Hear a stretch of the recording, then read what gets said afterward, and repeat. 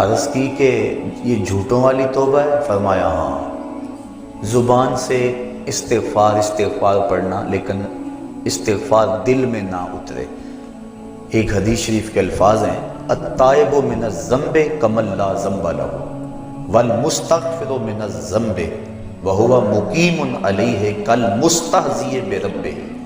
گناہ سے توبہ کرنے والا ایسا ہے جس طرح اس نے گناہ کیا ہوا ہی نہیں، اور استغفار کرنے والا اور گناہ کے اوپر وہ جمع ہوا ہے لیکن گناہ نہیں چھوڑتا اور استغفار کیے جا رہا ہے، فرمایا وہ ایسا ہے جس طرح اپنے رب سے مذاق کر رہا ہے۔ تو توبہ کی حقیقت تو یہ ہے کہ انسان عزم مصمم کرے کہ دوبارہ میں یہ گناہ نہیں کروں گا۔ جس طرح تھنوں میں دودھ کو واپس کرنا مشکل ہوتا ہے، اس طرح اس کا گناہ کی طرف لوٹنا مشکل ہو۔ تو حضرت علی المرتضیٰ رضی اللہ تعالیٰ عنہ نے فرمایا کہ سچوں والی توبہ کر، جھوٹوں والی توبہ نہ کر۔ اس نے عرض کی حضور آپ بتائیں سچوں والی توبہ کیا ہے؟ تو حضرت علی المرتضیٰ رضی اللہ تعالیٰ عنہ نے فرمایا سچوں کی توبہ کی 6 شرائط ہیں۔ پہلی شرط یہ ہے کہ گناہ پر ندامت اختیار کی جائے، جو سابق گناہ کیے ہیں اس پہ شرمندگی ہو۔ اور ایک روایت میں آتا ہے حقیقت التوبۃ الندم، توبہ کی حقیقت شرمندگی ہی ہے۔ جب بندہ شرمندہ ہو جائے تو یہ توبہ کا روپ ہے اور یہ توبہ کا انداز ہے۔ تو کہا پہلی چیز سابقہ گناہوں سے توبہ کر۔ دوسری بات جو فرائض رہ گئے ہیں ان کی قضا کر۔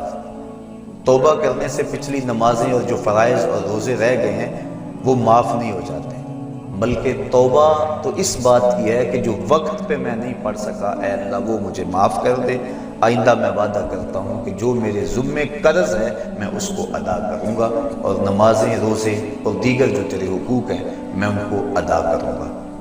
تو فرائض جو رہ گئے ہیں ان کی قضا کریں۔ تیسری شرط کسی کا قرض دینا ہو تو اس کو ادا کریں۔ چوتھی شرط کسی کے ساتھ جھگڑا کیا ہوا ہو تو اس سے معذرت کرے۔ پانچویں شرط جس طرح توبہ سے قبل گناہ کر کر کے اپنے نفس کو موٹا کیا اور قوی اور طاقتور بنایا، اب توبہ کا حق یہ ہے کہ تو اللہ کی اطاعت اور فرما برداری کر کے نفس کو ایسے ہی کمزور کر اسے رگڑا دے۔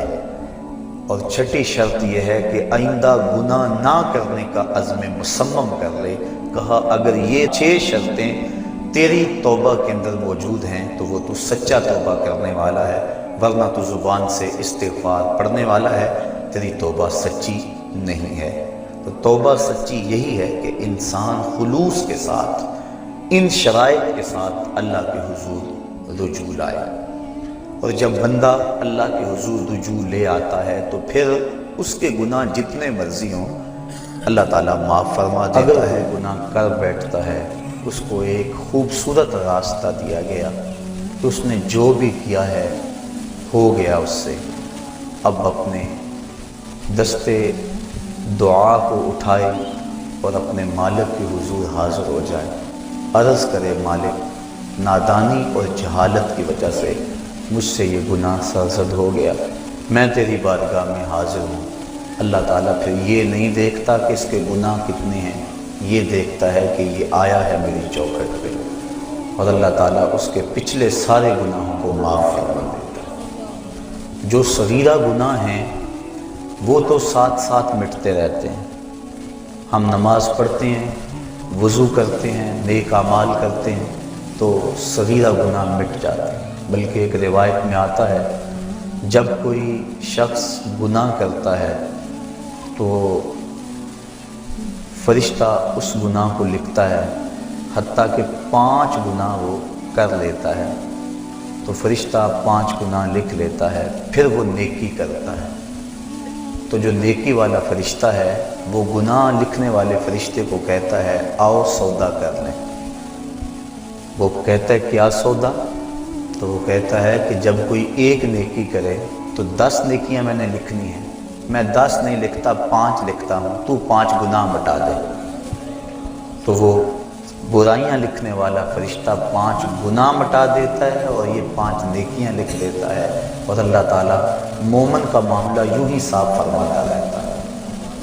کتنی کرم نوازی ہے اپنے بندے پہ اس کی، اگر اس کے در پہ آئے اپنی جھولی پھیلائے، اس کے گناہ جتنے مرضی زیادہ ہوں، جس طرح کہ ایک شخص حضور کی خدمت میں حاضر ہوا تو اس نے کہا میں بہت بڑا گناہ گار ہوں، تو حضور فرمایا تیرے گناہ سمندر کی جھاگ سے بھی زیادہ ہیں؟ تو اس نے کہا ہاں زیادہ ہیں۔ کہا زمین و آسمان سے بھی زیادہ ہیں؟ کہا ہاں زیادہ ہیں۔ پھر حضور نے فرمایا کیا تیرے گناہ اللہ کی رحمت سے بھی زیادہ ہیں؟ اس نے کہا نہیں۔ تو اس کو مجدہ رحمت دیا گیا۔ تو اس کے حضور اگر کوئی جھولی پھیلاتا ہوا آ جائے تو اس جھولی کو خالی نہیں رکھا جاتا، مالک کے در پہ آنے والا اس کی رحمتوں کا حقدار ٹھہرتا ہے۔ ارشاد فرمایا یا ایھا الذین آمنوا توبوا الی اللہ توبۃ نصوحا، اے ایمان والو اللہ کے حضور توبہ کرو۔ کون سی توبہ؟ توبہ نصوحا۔